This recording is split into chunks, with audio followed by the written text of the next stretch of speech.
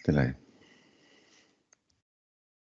Þegar við smíðum stikkum þalesar, þá þurfum við 2 punkta. Einn liggur á lóðrétta ásnum í gegnum miðjuna og hinn liggur í gegnum vesturpunktinn. Og það til þess að ákvarða línu, þá þurfum við 2 punkta. Þannig að þessi stikkum, leið og við hreyfum þennan hérna sem er á lóðrétta ásnum, gefur okkur alltaf skurðpunkt. Gefur okkur punktinn U. Og svo þegar við færum okkur hér upp eftir lóðrétta ásnum sem hingað, bara hafa lítið á þessu, segjum bara fyrir hingað upp og skerum hér, það gefur það okkur punkt á einingarhringnum, eða hérna. Nú er þetta U af T, T er komið að telja hingað. Og eftir því sem við fyrir með T herra, þá færist þessi punktur hér alltaf nær og nær vesturpunktinum. Og nákvæmlega sama hugmyndu við ferum niður. Við förum með þessa mælingu frá O, allavega hingað.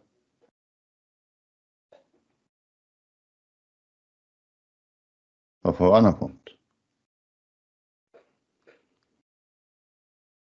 Eini punkturinn sem komist aldrei í, ekki nema að láta tímann stefna á plús óendanlegt, þá þokast þessi alltaf nær og nær vesturpunktinum. Og þetta þýðir aðeins það að þetta hérna táknmál hefur þessa merkingu. Tíminn fyrir mjög hátt, segjum bara upp. Og hér segjum við hann stefni á plús óendanlegt. Þá komum í þeim skilningi. En óendanleikinn er náttúrulega ekki til. Heldur er hann smíðað hugtak. Sama hér ef við förum óendanlega langt niður. Þá þokast þessi punktur alltaf í vesturpunktinn. Þannig að í tvinntölum, þegar við förum í þær, þessi smíð á stikkum þalesar á nefnilega virkilega heima í tvinntölunum. Þetta gefur okkur þá einhvern veginn ákaflega skýra sýn af því hvernig maður hugsa markgildi. Þegar eitthvað stefnir á 0 eða þegar eitthvað stefnir á óendanlegt. Stundum er það bara eitt og sami hlutur. Ef við erum með mynd af breiðbogafalli sem lítur svona út. Þetta er bara 1 á móti x. Þetta er hin greinin, 1 á móti x. Það sjáum við x má ekki vera 0. Við segjum fyrir fall að hérna stefni á 0 fer hérna alltaf nær og nær 0-punktinum. Eða hérna megin fer alltaf nær og nær 0-punktinum frá vinstri. Þá sjáum við að markgildi þegar x stefnir á 0 hægra megin frá fyrir þennan breiðboga. Þá að finna gildi svara til þessa markgildis.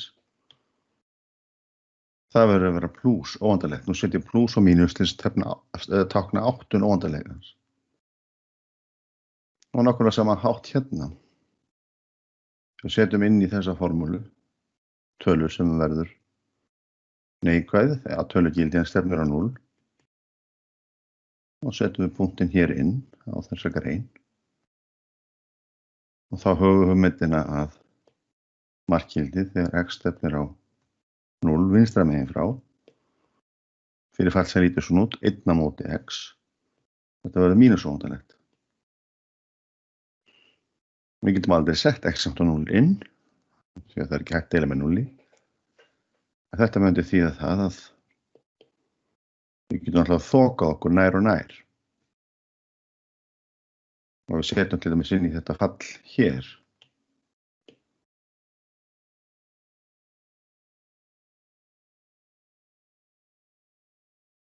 Við setjum hérna inn í þetta fall, viðbúafallið, 10-7 sem 1 milljónasti. Svo ef 1 á móti 10-7, það gefur okkur 1.000.000. Þá erum við komin í hæðina 1.000.000 hér upp. Og svo getum við náttúrulega bara haldið áfram að taka minni og minni tölur sem stefna á 0. Það gefur okkur stærri og stærri tölur sem stefna þá á, óvandarlegt. En eftir að hugsa þetta í mörg ár, þá þetta rétta leiðin. Bara að byrja á strikum Þalesar og smíða stærðfræðina þaðan. Þá verður þetta allt ein saga. Og við höldum þá bara áfram með þessu undirstöðu jöfnu. Og skulum þá bara lesa okkur í gegnum þetta hér, svo stendur þetta þarna bara til að geta flett upp. Það er nefnilega ein formúla sem maður notaði og stundum sýnt til dæmis í framhaldsskólabókum að ef við höfum flatamál geyra, stundum kallað bara S, og það er svona einhver hluti af svona, einhver hluti af svona, það er svona sneið, geyri er hluti af hring, hann er bógadregin hér. Og hér er eitthvað horn sem er kallað þeta. Þess að finna flatamál geirans, það sögðum við þeta er einingarlaus stærð á móti 2πr á móti hringurinn er geislar. Þetta hlutfall sinnum heildar flatamálið gefur þá flatamál þessara sneiðar. Það er eitthvað hornamál deilt með 2.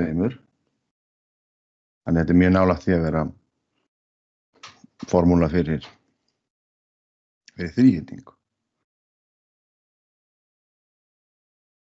En þetta er náttúrulega ekki þríhyrningur, heldur þetta geiri. Og hér höfum við flatamál geirans eins og við gerum þetta í arkatangasverkefninu. Svo getum maður stækkað og lengt geiran með því að margfalda með R. Það fyrir eftir hvað með stóran hring.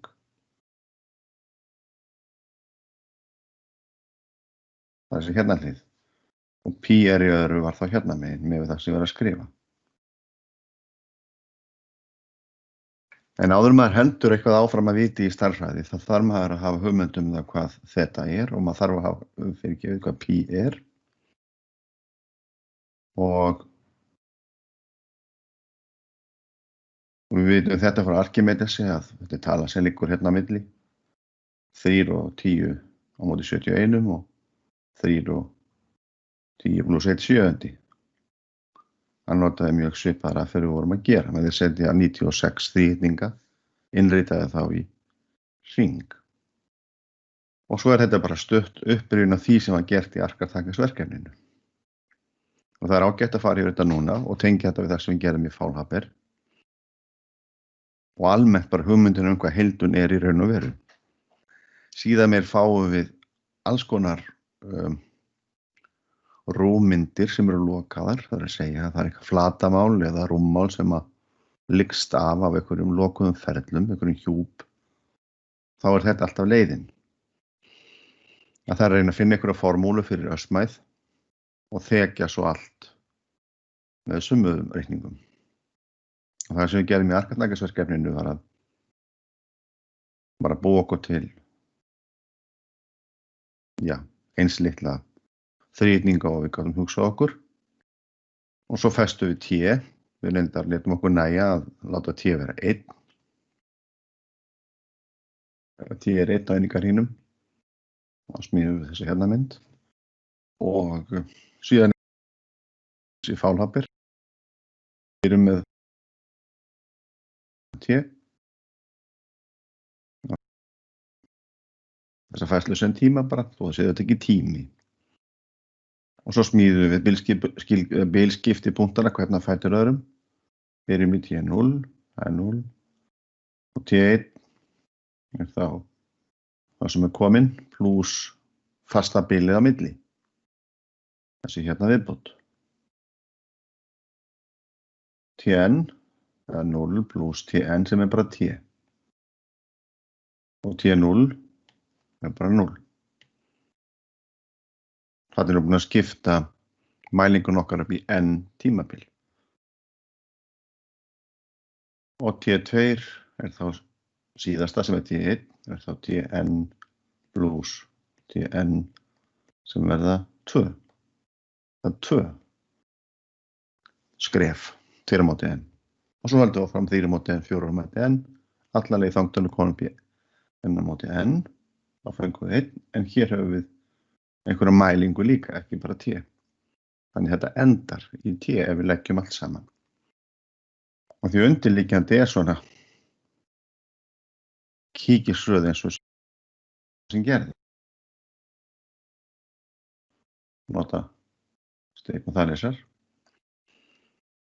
En þessi stærðfræði gerir, hún reiknar alltaf út frá 0. Þannig að hún gefur okkur þetta hérna flatarmál. Og þetta er jú formúlan sem við notuðum og við einfölduðum hana svolítið. Og ég skrifaði nú ekki loka útlit á henni, heldur var þetta nú bara til þess að rifja upp hvað við varum að gera. Því þetta er náttúrulega heildun. Flatarmál litu þríhyrningana hérna.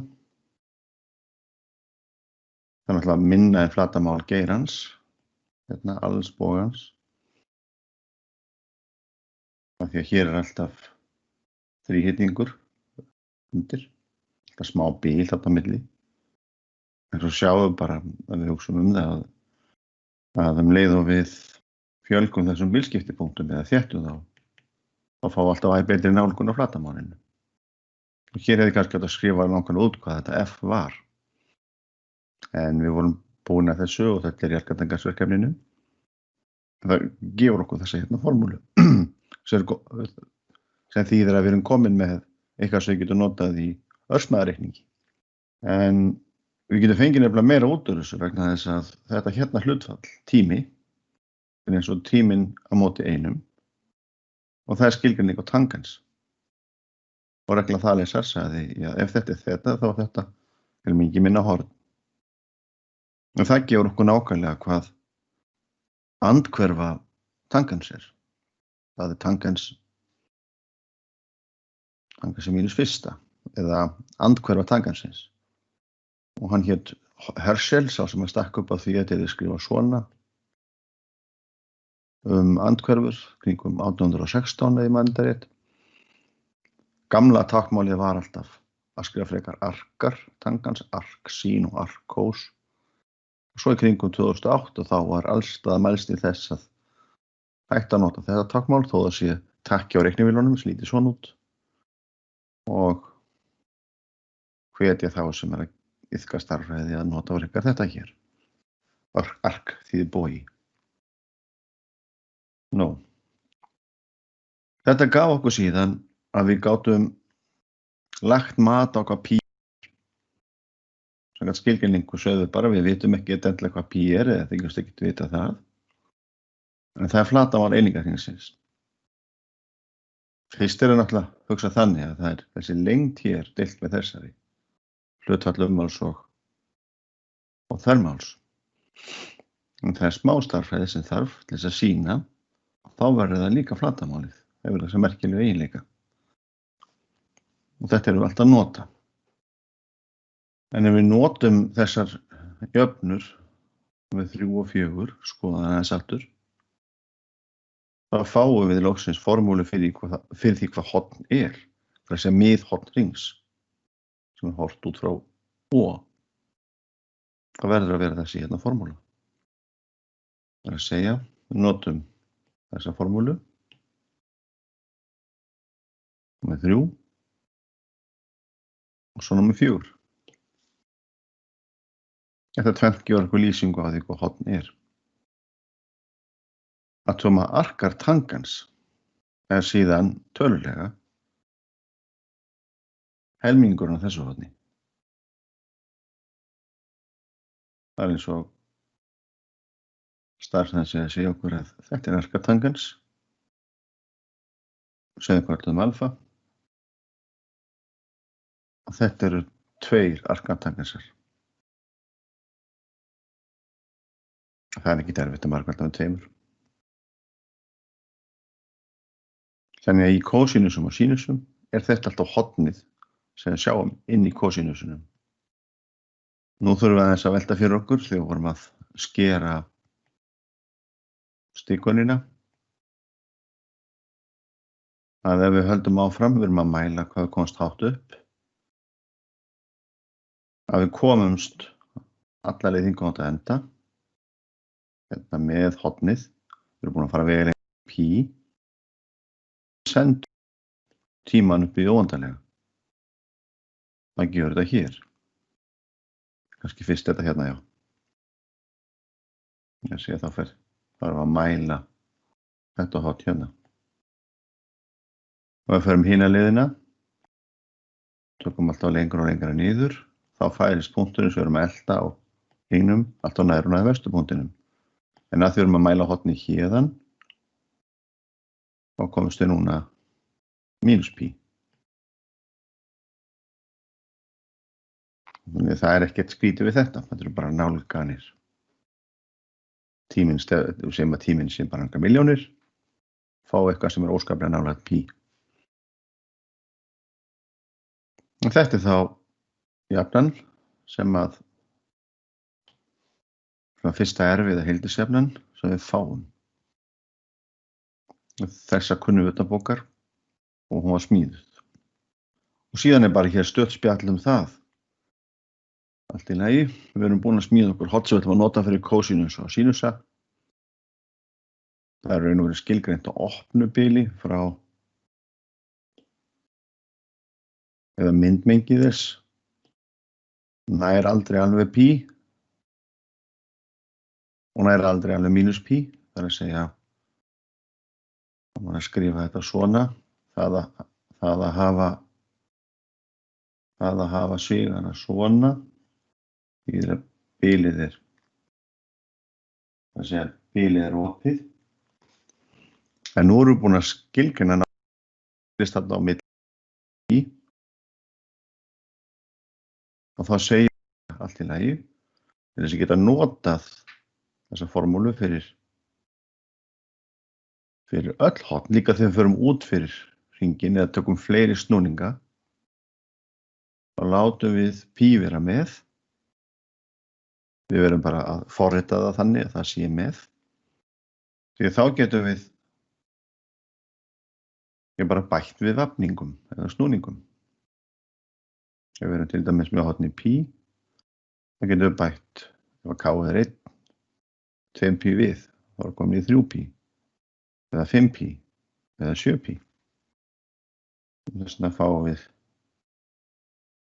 það er þetta sem er undirliggjandi, sínusinn.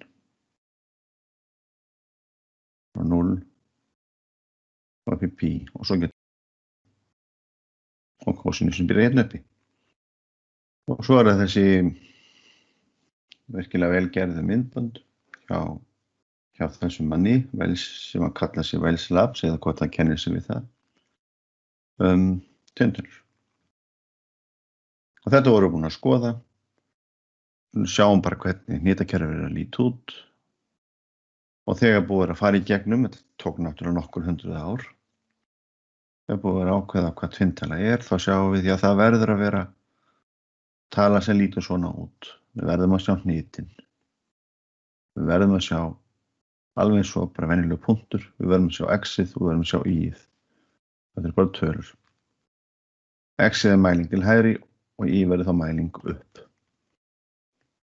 Ef við höfum hér bara punkt, x, y, punktar verða að líta svona út. Það er engin annar möguleiki. Skrá x-hnit og y-hnit til að skrá staðsetningu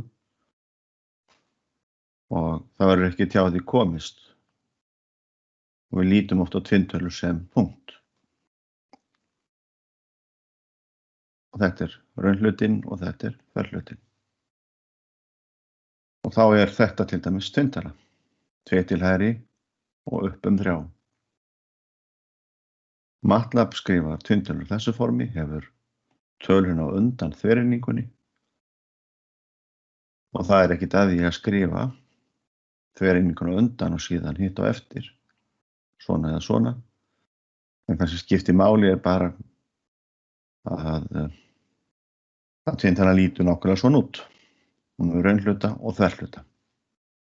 Það er svona einhvern veginn eðlilegt finnst mér að x-ið, þetta er y-ið, þetta er þverhlutin. Þetta er bara hvað maður venjar sig á. Margir skrifa þetta svona eins og ég, en margir skrifa líka alltaf 3y, skiptir engu máli. Hvort með tvinntölur og það er búin að fara í gegnum þessa hluti hér og svo framvegis. Svona verður samlagning að vera skilgreind, alveg eins og með vigra og mismunurinn er þá a1 mínus b1 og svo bætum við þetta a2 mínus b2 upp. Og svo er þetta nákvæmlega eins og við myndum teikna mynd af vigrum ef að við lítum á setu og vaff sem stöðuvigra. Það er þá seta pluss vaff. Setan fer hingað og svo að því að þetta er samlagning þá þurfum við að taka vaff, það er ekstra hingað. Þannig að þetta er summan, seta pluss vaff. Hvað er seta mínus vaff? Þá snúum þessum hérna við. Þetta er gagnstefna mínus vaff. Og seta pluss mínus vaff. Þetta er seta pluss mínus vaff. Og svo fáum við þennan. Rétt til að sjá. Þessar reiknireglar gefa okkur nákvæmlega eins reikning og vera með vigra. Og svo er GeoGebra gott tól. Og síðan getum við margfaldað tvinntölu með rauntölu. Þannig þetta er hægt. Allavega svona sér í lagi. Og síðan getum við margfaldað tvinntölu með hreinni þvertölu. Það þýðir að við eigum í raun og veru fyrst að nota dreifiregluna svona að fyrst margföldu tvinntöluna með rauntölunni og svo margföldu tvinntöluna með þvertölunni. Þá sjáum við þetta er bara gamla góða dreifireglan og við tökum saman líka liði og alls það þegar við sjáum í öðru þá fáum við mínus 1. Svo er þess að seta sinnum vaff verður þá raunhluti sinni raunhluti mínus þverhluti sinni þverhluti. Og hér fáum við raunhluti sinni þverhluti pluss þverhluti sinni raunhluti. Og það er þetta hérna sem að gera okkur kleift að vinna mjög öflugt í forritun með tvinntölur síðan meir. Þannig að megin ástæða fyrir því að ég skrifaði þetta upp á nýtt. Er sambandi við dett og dott, þetta er sambandi við fylki. Hér erum við bara með eitt og sama fylkið. Við tökum debil af því, þetta margveldi pluss þetta margveldi og þverhlutin verður þessi kross. Þetta margveldi meginhornalínunni, stökin á meginhornalínunni, mínus stökin á hinni hornalínunni. Og hvenær sem við fáum tvær tvinntölur þá sjáum við þetta fylki og við reiknum út þverhluta og raunhluta og stingum svo inn. Og svo er hér sýnidæmi sem að 3 og 5, það er mínus í formúlu, þá setjum við 3 og mínus 5 inn. Mínus 1 og 2, mínus 1 og 2, þeir fara beint inn. Og svo reiknum við bara dett og dott og svarið kemur út. Auðvitað kemur samút að við notum bara dreifireglu. Svo hér. Þannig þetta er ekki hugsað bara sem minnisregla, heldur hjálpar þetta okkur síðan með til þess að gera svona kröftugur í hluti. Og svo ætlum við að fara í gegnum þessi skiladæmi og sýnadæmi saman.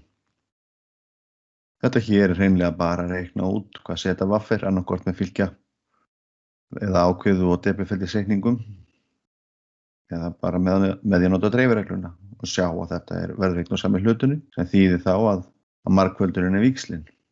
Og síðan samokk í tvinntölum þá verður það grunnaðgerðin allt sem gerist eru speglanir.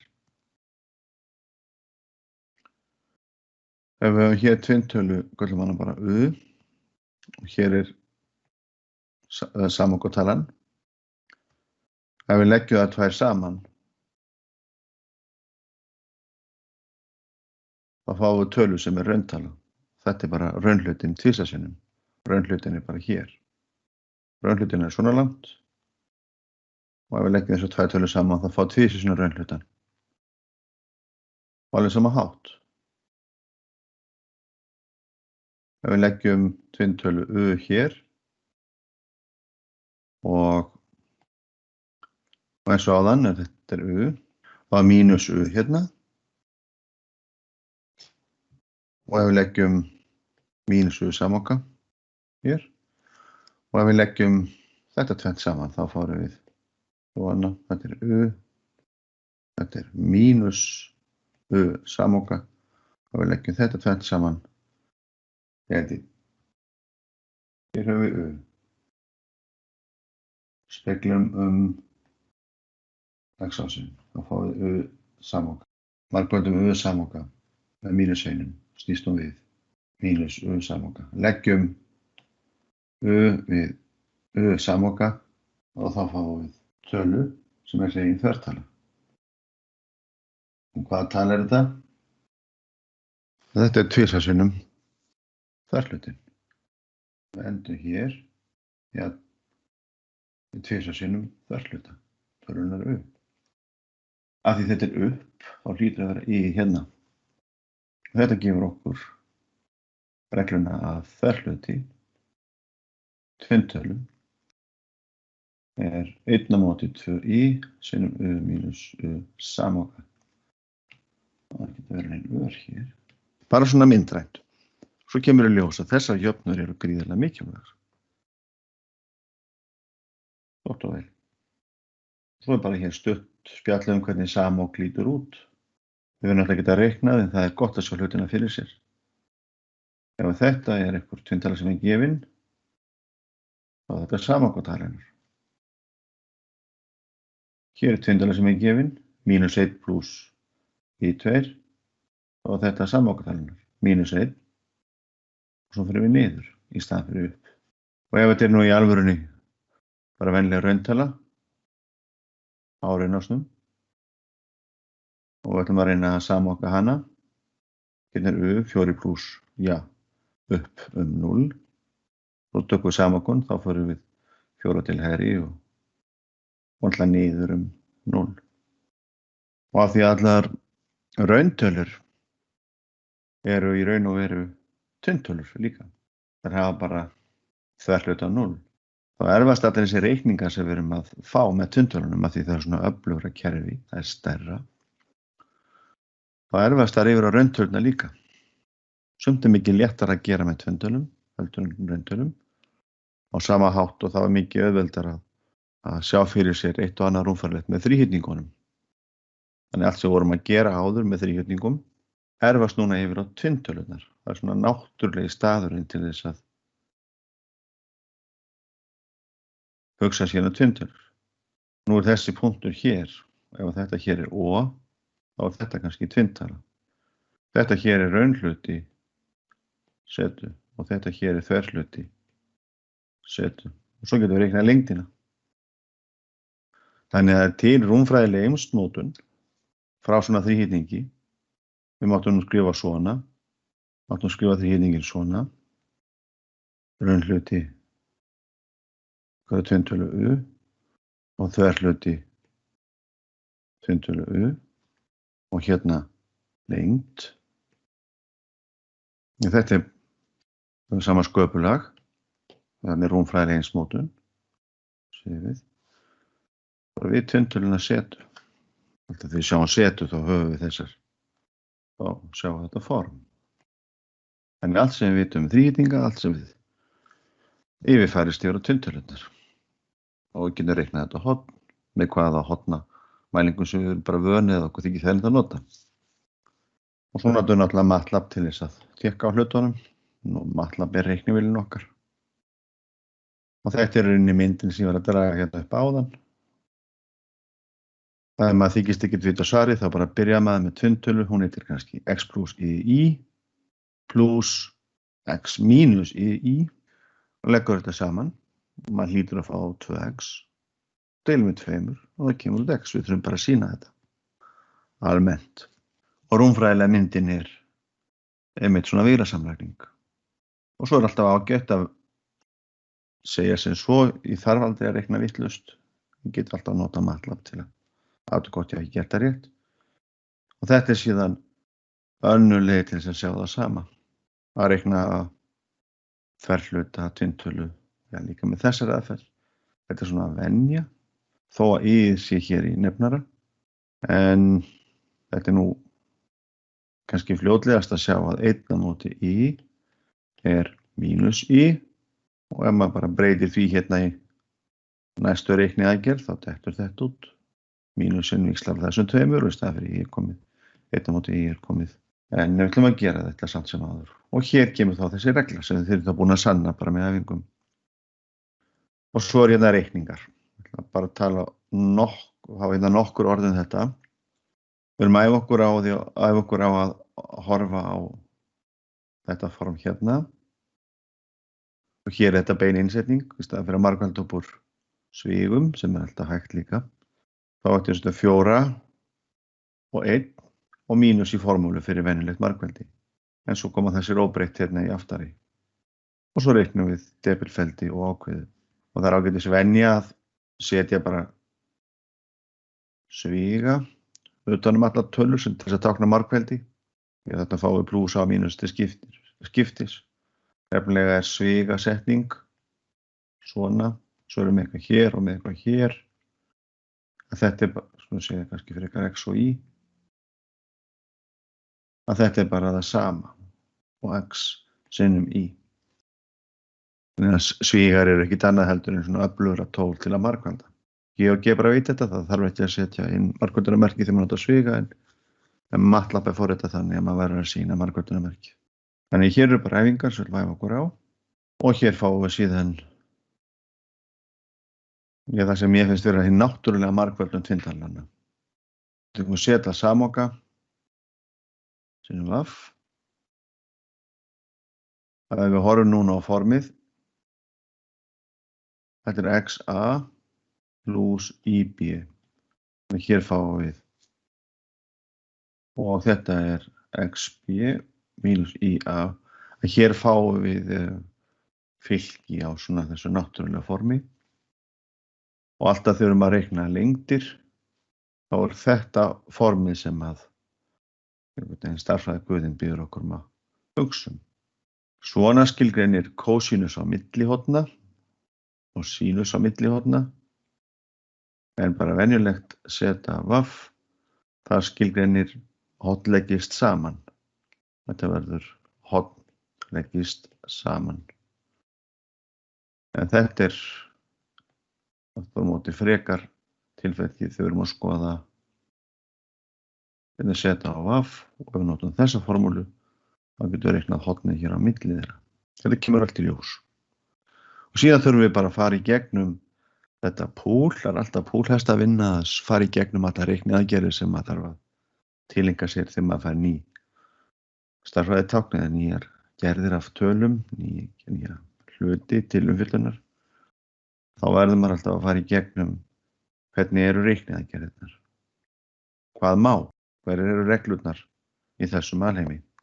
Og við getum ekki samþykkt að það sé bara sagt að margfalda saman setja vaff, taka svo samok, sé samoa samoka fyrst, annan samoka hinn og margfalda svo saman.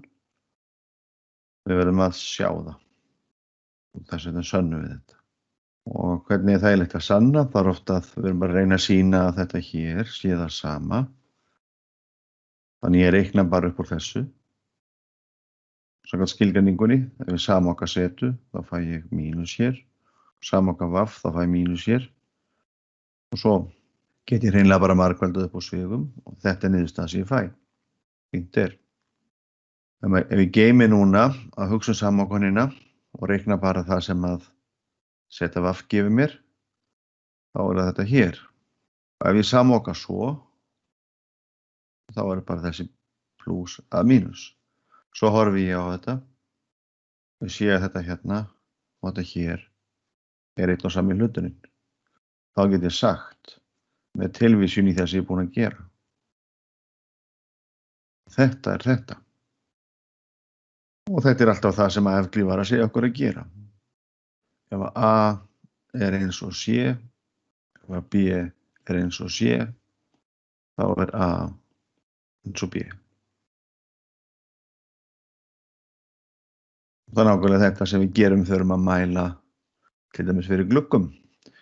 Ég þarf að saga út svona bút og fer með málbandið á þennan bút. Búturinn kemst ekkert, en ég get farið með málbandið og síðan sagað, farið svo með þennan bút hingað, þennan lista. Og síðan eru hérna bara skilgreiningarnar.